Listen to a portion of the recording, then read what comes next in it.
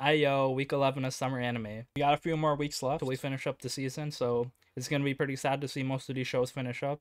There's a lot of chill vibes throughout the season, but you know, we gotta finish up summer, so yeah, here we go. Starting off with Miss Kobayashi-san's Dragon Maid S, episode 10. So Kanna goes to New York.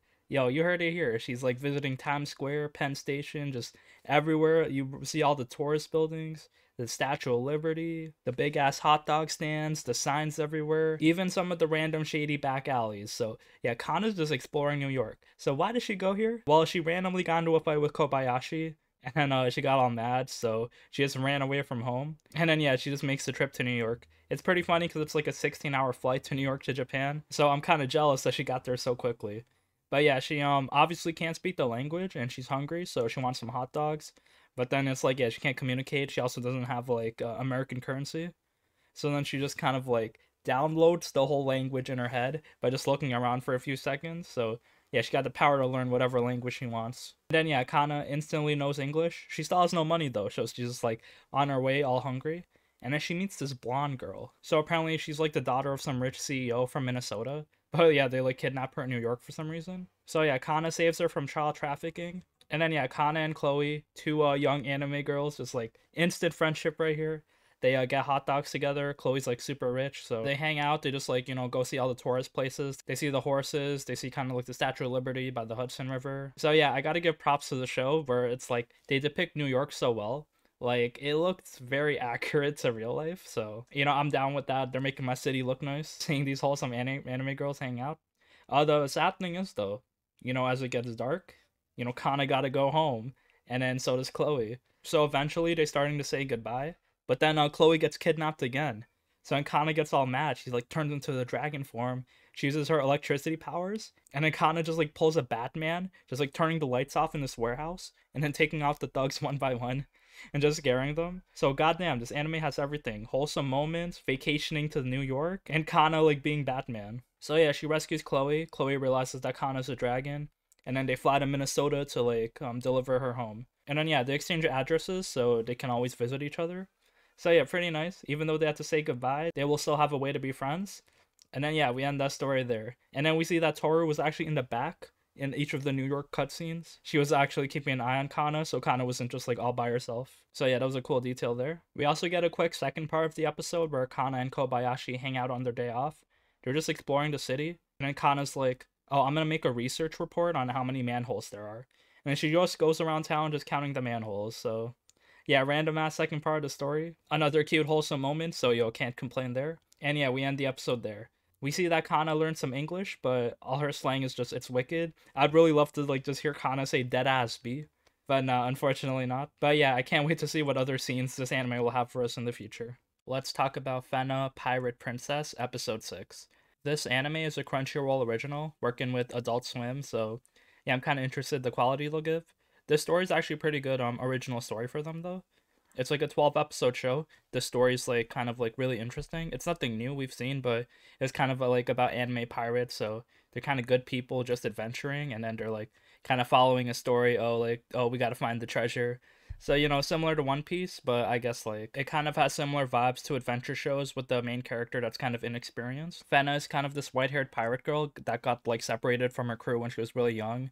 So she's like kind of trapped in an island with like no rights because she's a woman. It seems like we're in Europe in the 15th century where there are like pirates, ships. They talk about like Columbus, Joan of Arc. So there's a lot of like historical context here. There's also like a lot of high profile voice actors. Like Fena, she's voiced by Chihaya, so she sounds exactly like her. Who also voices Raftalia and Nobara. So yeah, there's also a girl that's voiced by Tatsumaki. There's this old dude that's voiced by Jiraiya. So there's like a lot of high profile voice actors in her crew.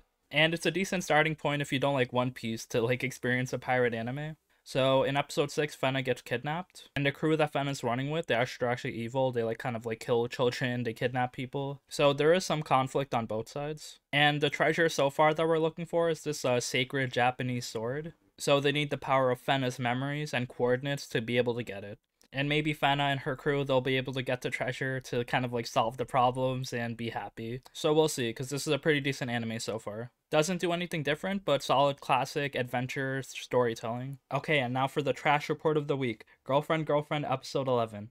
So Milka tries to seduce Naoya in the hot springs. They're all in the hot springs. So yeah, we gotta get some ecchi scenes, of course. Naoya's kind of stone-faced, even though they're in like the hot spring together, and then she's just wearing her towel. And then yeah, they kind of like just talk and then talk about their dreams and life and everything. Milka keeps falling for him.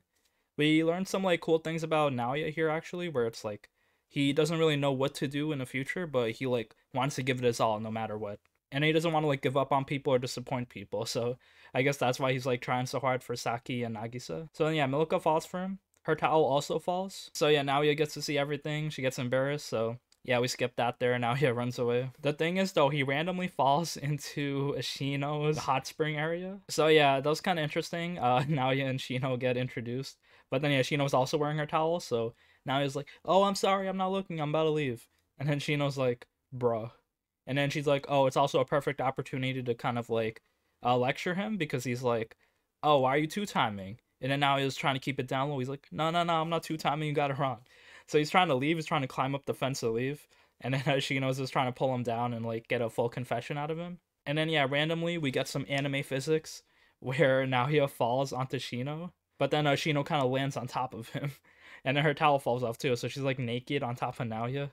And then Saki and Nagisa walk in on them. So yeah, huge misunderstanding. I kind of felt bad for her because she was like kind of like the most level-headed character we have here. But yeah, she was like too good for the anime, I guess, so they had to corrupt her. So yeah, I wonder how they'll settle things there. But then after that, at the end of the episode, we get kind of like Nagisa, how she always wants to give 100% on everything, but she was also like really bad at everything. So one day he fell for Naoya because of like I guess he helped her like pass their test. So yeah, we'll learn more about that next episode, like the teasing on why Nagisa is really in love with Naoya. So yeah, this anime is as trash as ever, but I keep watching because I really need to know what's happening. Alright, and now for Remake Our Life, episode 10. So Kyoya's kind of like trying to make the best out of this timeline, which kind of like out of him as a protagonist. He's not like, oh, I gotta redo this shit, I gotta undo. Now he's like, oh, I'm living here, I don't want to like, you know, kill my daughter or anything, so I'll just live this life. So he's kind of like a good dad. I think he's been living here for a month now, so he kind of picks up on everything, and then like he knows how to work now, and he knows how to talk to people, and then he's like really good at his job. The issue is though, he's having like kind of the same issue he had in the previous timeline where he got fired from his other jobs, where it's like people are getting crunched like crazy.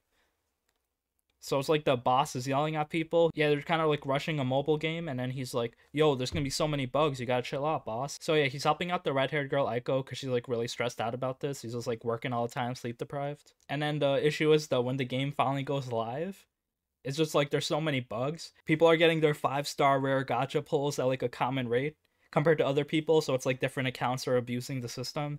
So it's like, yeah, there's so many bugs. They gotta kind of like remove the app from the app store and everything. So it's just like what Kyoya said, the result of crunching, it just makes even more work for people. And then he sees Nanako, like he gets an update from her live stream where she quit singing.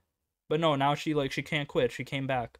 So then that kind of gave Kyoya the motivation to interfere with the timeline again. He's like, alright, I gotta protect the people. And then he's like, we're gonna fix this shit. And then I think as he fixes the timeline, people are gonna get happier, but maybe some other tragic shit will happen, and then the timeline will reset back to normal. So then I'm expecting, oh, he fixes the problem, but then maybe like their company goes down and they get fired. And then like the timeline just resets as he gets fired. Okay, so for the Idaten deities only in One Piece, there's a lot of cool fight scenes here this episode. So it's like the Idaten are going in, wrecking shit, killing all the demons.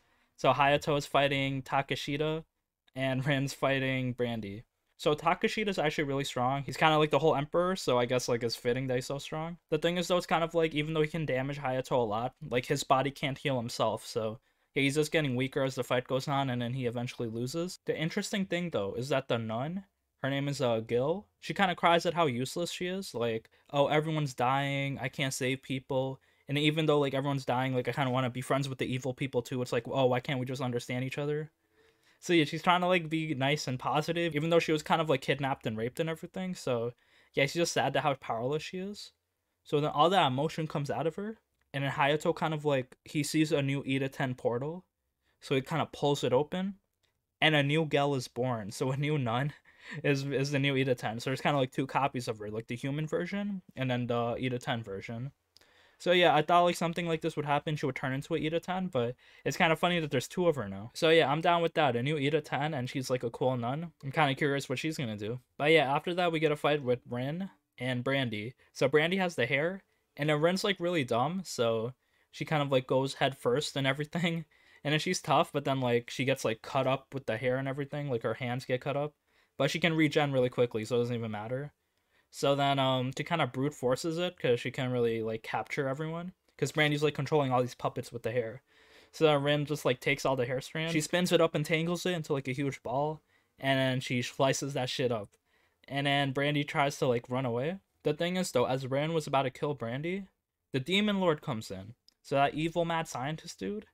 And there's something sus about him. Because like Rin sees him. And then he has like memories of all of Rin's past. Which is kind of weird. It's like, oh, this is like this weird evil mad scientist Demon Lord guy.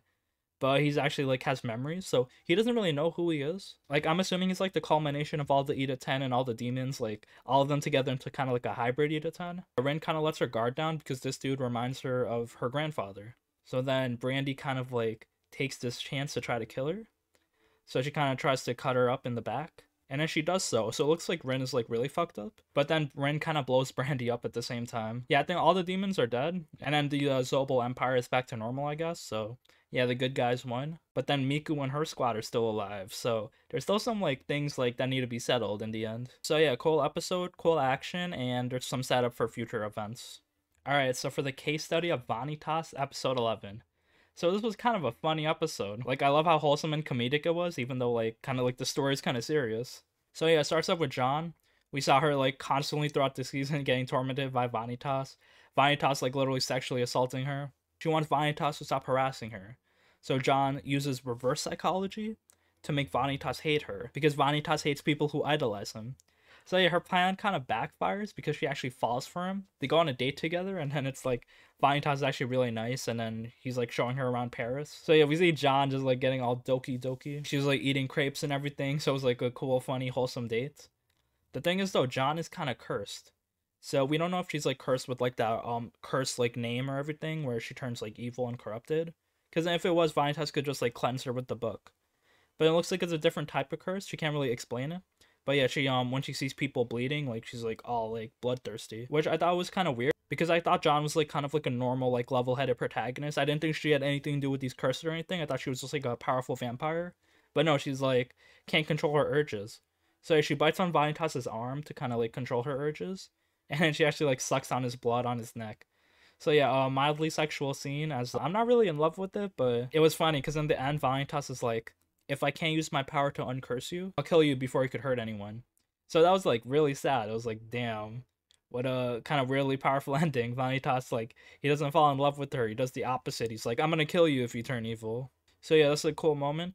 Also, randomly, Noe is talking to the other dude. And then he asks Noe, whose side are you on? The vampires or the human side?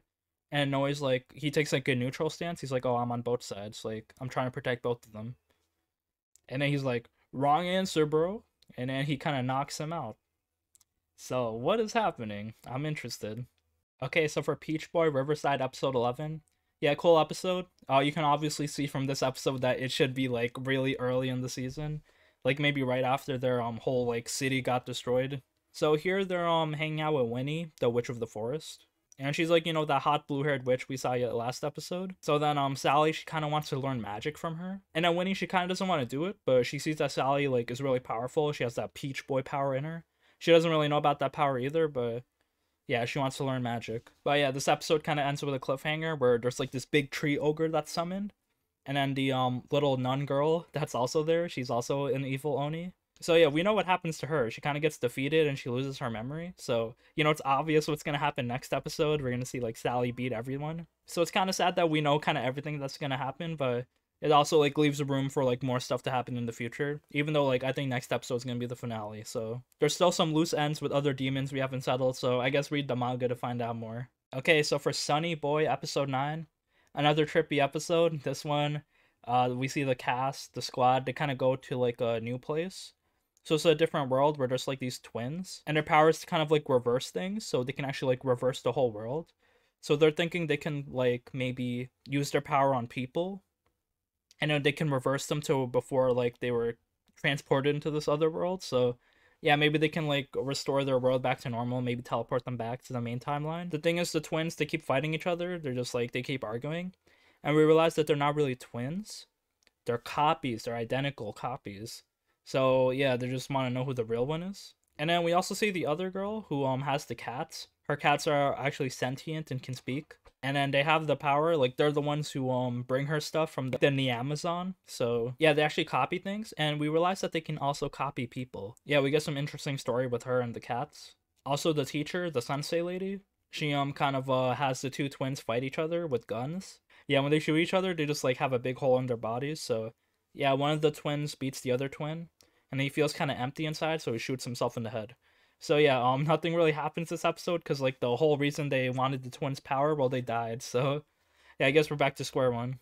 Okay, so for the Aquatope on White Sand episode 10, pretty sad episode because we know like oh the aquarium's closing down, and here Fuka, she actually gets a call from one of her idol friends who's like, "Yo, they kind of want you to star in a movie. Are you coming back?" So yeah, she gets kind of like a new job offer, like another opportunity to like pursue her dream. But if Fuka leaves, then Kukuru's life is gonna get a lot harder in the aquarium since they vibe together. So yeah, Fuka has until the end of summer to make her decision, and summer's almost over, so she doesn't have that much time. And then yeah, like we see Kukuru, she's getting really desperate, trying to like get some business up on the aquarium. She wants to like advertise how like you can see magical visions in the aquarium, which is true, but it's like really rare to happen. So the grandfather's like, you can't really have this. That's false advertising. Like, we can't guarantee that you'll see like a magic premonition. I guess she asks Kai to kind of like experience this magical vision. Thing is, this vision seems to happen when you're like really troubled. You're really struggling. Like Kukuru had it when she lost her parents, and Fuka had it when she like kind of lost her dream. So like a common theme is loss. If you're experiencing loss or sadness, like yeah, you'll see visions in this aquarium. So yeah, Kai, he's kind of neutral, so he doesn't really feel anything. The thing is, he sees how sad Kukuru always is, like they were kind of childhood friends. So he's like, I can never do anything for her. But then now, like, he sees a vision in the aquarium that's telling him to, like, show initiative. So yeah, he actually kind of, like, calms down Kukuru and, like, you know, like, he's like, oh, punch my hand so you can vent your anger. So yeah, they get a little bit closer. I wonder if Fuka will leave the aquarium to be an actress. Although it's kind of weird that she, like, randomly got this call, so it might not be a 100% legit job in the first place. We see that Kukuru really wants to keep this aquarium open because seeing the fish kind of inspired her to like have a new dream, so she doesn't want to see that go down. Alright, so for Higurashi, When They Cry Sotsu, episode 12, we kind of see like another thing. Oh, Rika gives herself 5 more chances because this good timeline failed. We see that Hanyu, she's actually losing her power, and then we kind of see her past, how she helped in the first timeline. She was like an actual character, and then she sacrificed herself to get to the good end. Kind of like a cool like backstory of Hanyu. And then yeah, she's like, oh, her power is fading now, so she's about to disappear. And she doesn't want to leave Rika by herself. And she was actually the one to kind of curse Rika with this power because she like kind of hated humans, but then once like Rika was like the 8th consecutive daughter, so she kind of like fell in love with Rika. She was like Rika's like spiritual mother. But then now yeah, like every time Rika dies, it's like the timeline gets reset, so it's like her protection was actually a curse. Before Hanyu leaves, she tells Rika about like that magic sword that can kill people who are stuck in time loops. We see that the sword is missing because Satoko was the one who stole the sword. She's like, oh, Rika, I'm not going to let you off that easy. So yeah, Rika gets kind of sad. She's all crying. She can't find the sword. But then she sees a little shard. So Satoko actually left a little shard of the sword there. That's Rika's kind of trump card. She has like this blade that she can actually like kill herself with. So yeah, I wonder what she's going to do with that. We got some new juicy things revealed to us this episode, but we need more to kind of sum up the story. Okay, so for Jahy-sama episode 6, really funny episode again. Jahi's scared of the magical girl showing up and stealing her stone, so she's all paranoid. She's walking the streets all scared. Every time she hears the word Maho, she's like, no, Maho Shoujo, don't really take my stone. So yeah, we see the magical girl. She has like this big stone on her. And then like she just gets a lot of misfortune put onto her, but yeah, she can handle it. But in the end, she actually loses the stone and the magical girl dips. So her and the landlady, they both get drunk together. They're like supporting each other. Oh, Jahy, you're doing good. You're supporting yourself by yourself. Yo, you're so cool. And then yeah, they get embarrassed because the owner of the bar, she like takes pictures and videos of them. Jahy just loses her magic stone. She gets all sad and depressed and then starts like drinking. Okay, and then we'll end it off with Tokyo Revengers episode 23. We see Emma and Mikey hanging out, and Takemichi's like, oh shit, is Emma cheating on Draken? And then Hinata also shows up, like doing like a Sherlock Holmes cosplay. And then yeah, they want to know why Emma's two-timing. You gotta chill, Emma. Only the dude from Girlfriend can two-time. But yeah, we realized that Emma and Mikey are actually like half siblings, so they're celebrating Emma's birthday. And then Draken's also there, so he comes in and he's like, oh yeah, what up, Emma? I got you this pink teddy bear. So yeah, nice and wholesome. We also see the white-haired guy, Mitsuya. He's the club president of the sewing club. So yeah, that's pretty funny. But he's kind of like a Gary Stu, where like all the girls kind of depend on him to like lead them. And then yeah, he actually sews Takamichi a new jacket because Takamichi's part of the gang now. So I guess that's cool because he's like coming up from the bottom. And then in the end, we see Mikey with Hanma. So I guess maybe it's like a truce. Like Hanma's good now. So I wonder what big announcement Mikey will have. Maybe it's a truce with the Valhalla gang. We will see. And yeah, that's it for week 11 of summer. I'm really digging the action and the stories, and we still have like a little bit more to go till we wrap up the season. And we really need Kanna to wear some Timbs, a Yankees brim, and a bubble jacket to really fit in with the New York culture.